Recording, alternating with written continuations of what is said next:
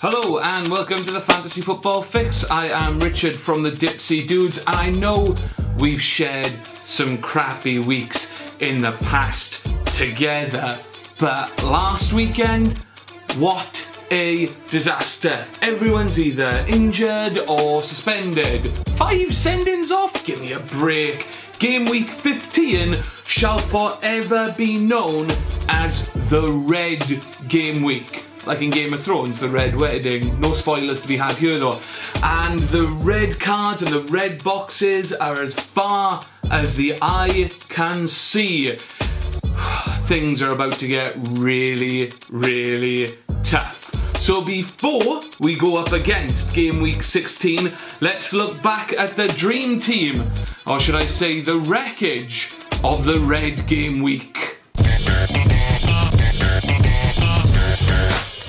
It was definitely a week for hidden gems, starting at the back with Alan McGregor getting his second penalty save of the season. He's only had 2 clean sheets this season and he saved a penalty in each of those games, so he really is an all or nothing kind of player. In defence, we had one of 2 QPR players in the Dream Team, and neither are Charlie Austin. Isla Fisher grabbed a clean sheet, full bonus points and an assist, while Kieran Clark, Jan Vertonghen and Skirtle kept clean sheets and were man of the match for their respective teams. In the midfield, we start with a player who was recommended by Ben Carfield in the comments section last week. It's Leroy Fer, who grabbed a goal and midway bonus points alongside Yaya Toure, who got his 3rd 10-point haul in his last 4 games, and Jonathan Walters, who grabbed a goal, assist and deuce bonus points. Up top, it's 3 players who you look at and say, well, it seems so obvious now. Cisse scored his 6th and 7th of the season with max bonus points. RVP followed in similar fashion, while Andy Carroll was the big sexy point scorer with a brace, assist and max bonus points. You know, there are quite a few players in that Dream Team you look at and you go, man, how didn't I have them? Which just added to the overall frustration for the week. But we now look ahead. The next game week is probably the last game week before the Christmas period truly starts. So let's see if we can't find a few crackers and other Christmas related puns in the players for your consideration.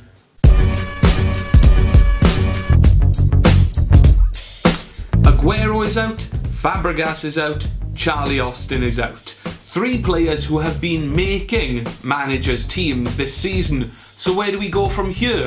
Well, let's go for some of the obvious options. Stick to the same club, move some money around, Aguero out and bring in Yaya Toure in midfield. Yaya has hit form and has been averaging 8 points a game over the last 4 game weeks. It's going to cost you a minimum of 2 transfers to get him in, mind, but he is in ridiculously good form. He is the in-form player.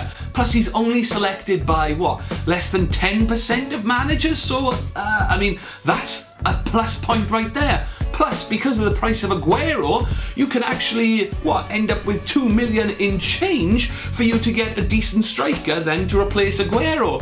More on that one later. With Fabregas out, if you've got a little extra money in the bank, have a look at Eden Hazard. Chelsea are home to Hull this game week, which on paper looks like a bitch slap game, pardon my French.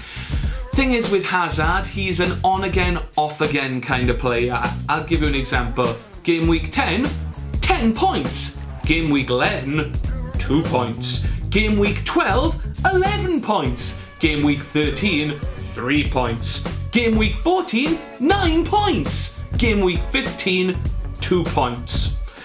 He does the business in even-numbered game weeks. So get on him for game week 16. It's just simple maths. So Charlie Austin is out, and if you bring in Yaya Toure for Aguero, that means you've got a free spot up front. Who are you going to bring in? Well, let's have a look at one of the most in-form players, Big Papa Cisse. He's still less than £6 million. He's selected by less than 1% of managers, or just over 1% of managers, and he scored 7 goals in 465 minutes of play. That's a goal every 66 minutes, which is 9 minutes better than Sergio Aguero. At this price, he's got to be a must-have, right? Thing is, he's only made 9 appearances and 5 of those have been from the bench. You'd think though, in this form, with the niggles that he's had behind him, that he's going to get a longer run in the team. And I wouldn't worry too much about the fact that Newcastle are going to the Emirates to take on Arsenal. Did you see the way they defended last week? And for a lot of this season, no problems with that one. So in a week which sees managers have more unique players than ever before, maybe Big Papa Cisse is your hooker. Holler if you hear me! Now Arsenal might not be able to defend, but they can still score goals, and one former fantasy football favourite has bagged 3 goals this past week in League and Europe, and that's the dashing Aaron Ramsey. He grabbed his first goal since game week 2 last weekend and has got 16 points in his last 3 appearances. Plus, due to his slight knocks and his loss of form so far this season, you can get him for just 8.7 million. Might be worth a casual punt if you need a replacement midfielder for Fabregas and you haven't got the funds for Hazard. Now, if we are talking strikers, let's talk about West Ham. Suddenly, the boys from the bowling ground have attackers coming out of the yin-yang. They've got 3 good, affordable strikers, but who are they going to play? And who are you going to pick? Let's start with the obvious choice. If Andy Carroll's fit, Andy Carroll plays. West Ham are built around him. They love the set pieces, they love attacking from the wings, they love getting the ball up in the air as well. He's the most expensive of the West Ham attackers that we're going to be looking at, but he's still less than £7 million at this time. If he could find the form that he had for that 6 months in the Premier League with Newcastle back in the day, oh, it would be bloody glorious. Next up, Enner Valencia, coming back from injury and just started to regain fitness. In the few games he has, he's done okay this season. 3 goals and 2 assists in 9 starts. He's another player that likes the aerial battle, but he also likes to bang one in from distance. So with West Ham loving the ball up to Carroll, nod down and slam it tactic, Valencia fits that style. He's slightly cheaper than Carroll, but still in that high 6 million mark. Finally, we have one of my personal favourites for the season so far, Sakho. 6 goals this season in just under 700 minutes of play is a good return from a new player in the league. About a goal every 115 minutes. That number got dragged up as of late as he's had injury problems over the last 6 game weeks after having a great opening 10, but he showed how good a finisher he is by smashing one past Tremel last weekend. He is the club's top goal scorer, he adds a dynamic pace to the middle of the park, and again, he does well with his noggin. The best part he comes in at only 5.7 million. So out of the 3 West Ham strikers, I'd say it's time to back the sack. Back the sack! Back the sack! Back the sack!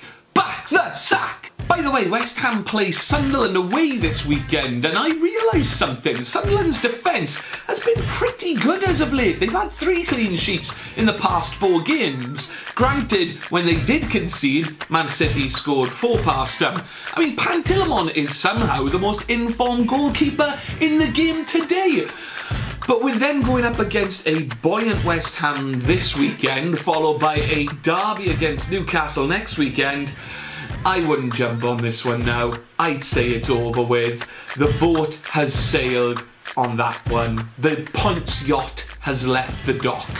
Maybe if you're looking for a bench player, that Anthony Revilliera, he might be worth a shout.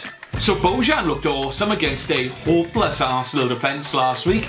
So has the ageing wonder kid finally found his Premiership legs? Stoke are away to Crystal Palace, who have been well poor at home, winning 2 and losing 4 this season, and the defenders don't like playing against a player who's got a little bit of swagger about him, which Bojan has. Thing is, Stoke have been well poor away, winning 2 and losing 4 this season. Sounds familiar?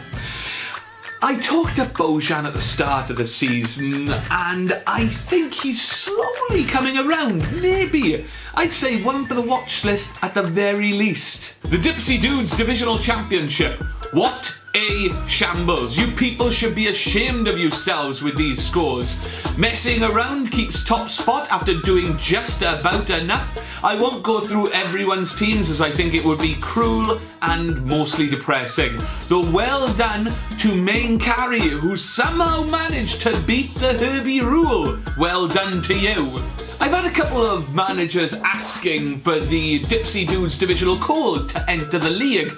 Devotees will remember that we actually closed the league to new members after game week 6, but it might be worth tuning in to next week's show for an update on that one. Speaking of next week's show, it's the Fantasy Football Christmas Special featuring the Dipsy Dudes, myself, Rob, and the debut appearance of Dipsy Dude Adam.